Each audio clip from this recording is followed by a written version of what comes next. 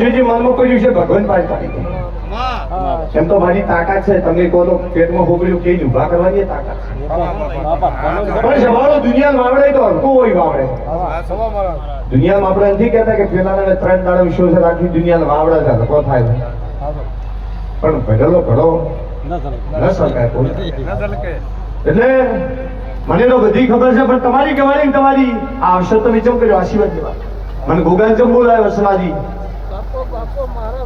કે નાગભણાનો ગોગો જબરો છે, એની ગાજી જબરી છે, આશીર્વાદ મળશે.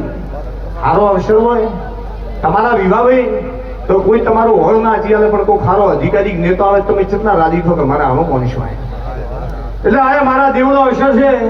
મારા ભુગા જેવા હારા ગાદીના ભુગા એટલે તમે મોણસ રાજી થો કે આપણને ફળનો ગોગા આપણો સારું થાય. એટલે જરૂર સારું થાય.